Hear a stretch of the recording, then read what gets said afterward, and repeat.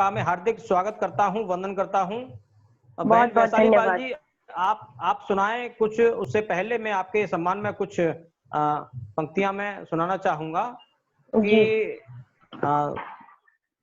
पाल एकता मंच जौनपुर से आप इस कवि सम्मेलन में हार्दिक स्वागत करता हूं कि 4 पंक्तियां आपके स्वागत सम्मान में कि गीत गाओगे तो गुनगुनाएंगे हम, कि गीत गाओगे तो गुनगुनाएंगे हम, धुन बजाओ मधुर नाच गाएंगे हम, मेहरबान तुम मेरा साथ दे दो जरा, मुस्कुराओगे तो मुस्कुराएंगे हम, मुस्कुराओगे तो मुस्कुराएंगे हम। आप इसी मुस्कान के साथ गीत हमको सुनाएंगी। यहाँ आप सभी आज विराट कवि सम्मेलन में आप पधारी हैं, तो अपनी सुमधुर आवाज से बहुत अच्छे कंठ कोकिला हैं आप, तो आपके गीत हम सुनने को बेताब हैं।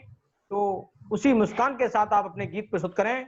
बहन वैशाली पाल जो शिवपुरी से पधारी हैं, मैं आपको आमंत्रित करता हूं। वैशाली पाल। बहुत बहुत धन्यवाद आदरणीय। और सबसे पहले मैं प्रणाम करती हूँ इस यशस्वी मंच को और मंच पर उपस्थित सभी सुधीजनों को, साहित्यकारों को मैं बहुत बहुत प्रणाम और नमस्कार करती हूँ। माँ वीणा पाणी को नमन करती हूँ। माँ भारती के चरणों में अपनी पंक्तियां रखती हूँ। लेकिन उससे पहले मैंने अभी सुना जो हमारे पिछले कवि आए, सरोज दीदी आई, बहुत अच्छा सुनाया, बहुत अच्छा। तो क्योंकि मैं इस मंच पर नारी शक्ति का एक प्रतिनिधित्व कर रही हूँ, उसका एक चेहरा बन के बैठी हूँ, तो मेरा ये मन है मैं सुनाऊं कि उनके नारी समाज के लिए, पूरे नारी समाज की तरफ से मैं 4 पंक्तियां पहले रखना चाहती हूँ। आप सभी का आशीर्वाद मिले। सुनिएगा कि बिना कुदरत की मर्जी के कयामत हो नहीं सकती, बिना कुदरत की मर्जी के कयामत हो नहीं सकती, कि जब तक रब न चाहेगा हिफाजत हो नहीं सकती। मैं उस देवी की पूरे नारी समाज की तरफ से मैं अपना परिचय रखती हूँ। नारी शक्ति का, एक महिला का, एक लड़की का क्या परिचय रखता है कि मैं उस देवी की, उस दुर्गा की वो शक्ति स्वरूपा हूँ। मैं उस देवी की, उस दुर्गा की वो शक्ति स्वरूपा हूँ, कि जिस शक्ति के बिन सृष्टि सलामत हो नहीं सकती, कि जिस शक्ति के बिन सृष्टि सलामत हो नहीं सकती। और क्योंकि समय की एक बाध्यता है, यहाँ पर समय की एक सीमा है, तो मैं अपने मूल विधा पर आती हूँ, जिस विधा में मैं मंचों पर पढ़ती हूँ। एक छंद रखती हूँ अपने देश के ऊपर कि हिंदुस्तान की ये तो बहुत बहुत सारी विविधताएं हैं, लेकिन मेरा हिंदुस्तान पूरे विश्व में क्यों विश्व गुरु क्यों है, विश्व में सब सरताज क्यों है, मैं उसके एक छंद रखती हूँ। सुनिएगा कि भाषा बोली खान पान, भाषा बोली खान पान परिवेश परिधान, सत्य कर्म जीव धर्म ज्ञान ध्यान जानिए। भाषा बोली खान पान, हमें विदेशों से भी यहाँ पे सुना जा रहा है। गोपाल दादा हमारे बीच कनाडा से उपस्थित हैं, तो मैं दादा आपको प्रणाम करती हूँ और ये अपना छंद रखती हूँ। सुनिएगा, आशीर्वाद दीजिएगा। भाषा बोली खान पान, भाषा बोली खान पान परिवेश परिधान, सत्य कर्म जीव धर्म ज्ञान ध्यान जानिए। भाषा बोली खान पान परिवेश परिधान, सत्य कर्म जीव धर्म ज्ञान ध्यान जानिए। सदाचार आचरण व्यवहार व्याकरण संस्कार संस्कृति के विधि विधान जानिए। खगोल शोध संधान वेद वाणिज्य विज्ञान, खगोल शोध संधान वेद वाणिज्य विज्ञान, उन्नत शिक्षा के विषय व्याख्यान जानिए। और सभ्यता का भव्यता का सभ्यता का, भव्यता का, दिव्यता का, विद्वता का जानिए तो सिद्धता का हिंदुस्तान जानिए। सभ्यता का, भव्यता का, दिव्यता का, विद्वता का जानिए तो सिद्धता का हिंदुस्तान जानिए। आप लोगों की प्रतिक्रियाएं मुझे मिलती रहे, नीचे मैं देख रही हूँ। तो एक मोरल अप रहेगा। मैं क्योंकि हमारे समाज का ये इतना अच्छा सम्मेलन यहाँ पर आयोजित किया गया, आयोजक और संयोजक आप सभी लोगों का मैं बहुत बहुत धन्यवाद देती हूँ कि आप लोगों ने ये मंच तैयार किया हमारे लिए। तो मैं यहाँ पर चाहूंगी कि माँ अहिल्या के चरणों में अपने कुछ शब्द समर्पित करूं। तो आदरणीय मिलन दादाजी हमारे बीच उपस्थित हैं, उनकी प्रेरणा से स्वागत है, सुनाइए, स्वागत है। गीत हुआ था पिछले दिनों जो फेसबुक पर काफी वायरल रहा। मैं उस गीत को यहाँ पर पढ़ती हूँ, उससे पहले अपनी भूमिका रखती हूँ गीत में, फिर गीत पढ़ती हूँ, जुड़िएगा। स्वागत है, कि मालवा की रानी हुई, करुण कहानी हुई। माँ अहिल्या के चरणों में एक छंद रख रही हूँ कि मालवा की रानी हुई, करुण कहानी हुई, एक एक कर शव कितने उठाती है। मालवा की रानी हुई, करुण कहानी हुई, एक एक कर शव कितने उठाती है। और देख के प्रजा की पीर पोछ चक्षुओं का नीर, देख के प्रजा की पीर पोछ चक्षुओं का नीर, राजलोक धर्म हित स्वयं उठवाती है। मालवा की रानी हुई, करुण कहानी हुई, एक एक कर शव कितने उठाती है। पोछ चक्षुओं का नीर, देख के प्रजा की पीर पोछ चक्षुओं का नीर, राजलोक धर्म हेतु स्वयं उठवाती है। युग का विश्वास बनी, जनता की आस बनी, जनता को भूल निज शोक सहलाती है। और देवी राजमाता से अहिल्या बनी लोक माता, देवी राजमाता से अहिल्या बनी लोक माता, शासिका साहसी पुण्य श्लोक कहलाती है, शासिका साहसी पुण्य श्लोक कहलाती है। मैं मध्य प्रदेश से हूँ, बुंदेलखंड की धरती से, और मालवा की धरती के लिए एक जो मैंने गीत लिखा, मालवा की माता माँ अहिल्याबाई के लिए जो मैंने कविता लिखी, मैं उसको यहाँ पे पढ़ना चाहूंगी। तो आप सभी का आशीर्वाद चाहूंगी। मैं अपनी कविता पढ़ती हूँ। कठिन दौर था देश में जब थे राजघराने अस्त व्यस्त, कठिन दौर था देश में जब थे राजघराने अस्त व्यस्त, वंशों की सांसें टूट रही थी, प्रजा पड़ी थी पीड़ा पस्त। कठिन दौर था देश में जब थे राजघराने अस्त व्यस्त, वंशों की सांसें टूट रही थी, प्रजा पड़ी थी पीड़ा पस्त। था एक घराना और जहां पर रुदन मचा था जोरों में, था एक घराना और जहां पर रुदन मचा था जोरों में, सारे स्वजनों को खोकर एक स्वर सिसक रहा था शोरों में, सारे स्वजनों को खोकर एक स्वर सिसक रहा था शोरों में।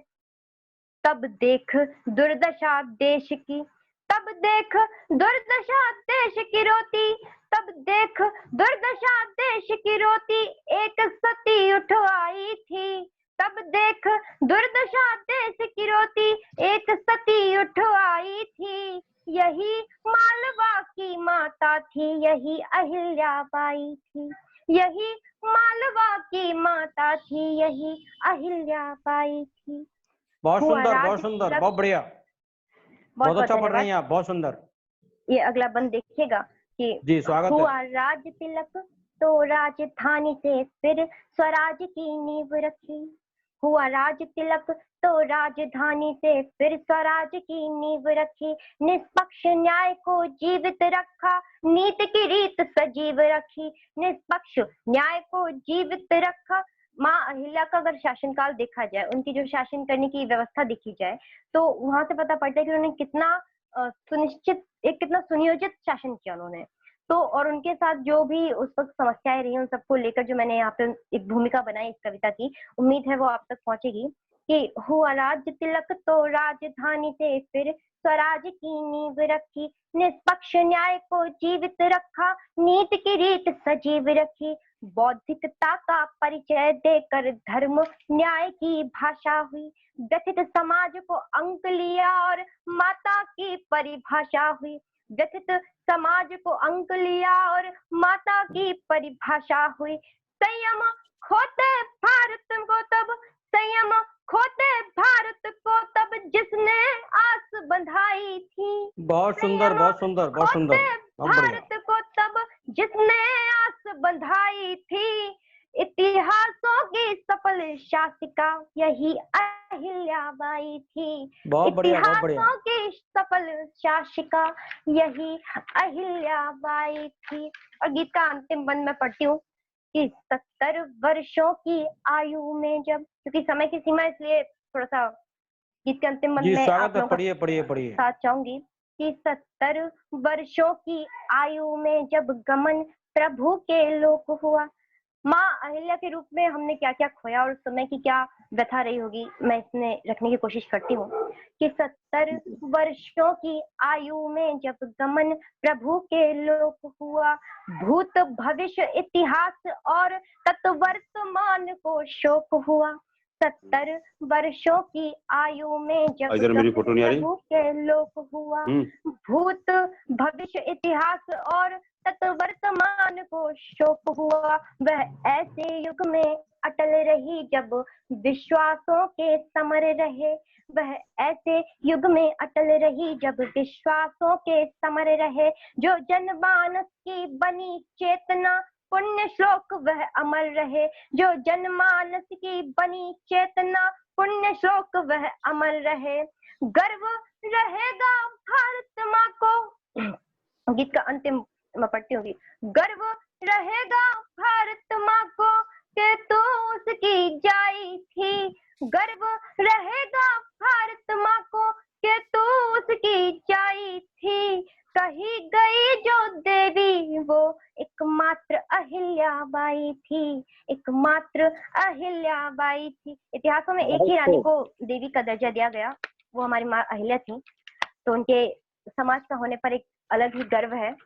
और मैं जाते जाते मैं अपने विधा से, अपने हिंदुस्तान के लिए, अपनी जो ये भारत की भूमि पर जो जन्म मिला हम लोगों को, उस पर गर्वित करता हुआ एक मुक्तक पढ़ती हूँ और उसके साथ आप लोगों से विदा चाहूंगी। मुक्तक रखती हूँ, सुनिएगा कि दुआ है ये कि आंगन में न दहशत हो न दंगा हो। दुआ है ये कि आंगन धरा धर्मों का संगम हो, सदा गोदी में गंगा हो। रहे जब तक ही माटी में जीते हम। हर हिंदुस्तानी की इच्छा, हर हिंदुस्तानी की तमन्ना, मेरे मन की इच्छा कि रहूं जब तक रहूं भारत की ही माटी में जीती मैं।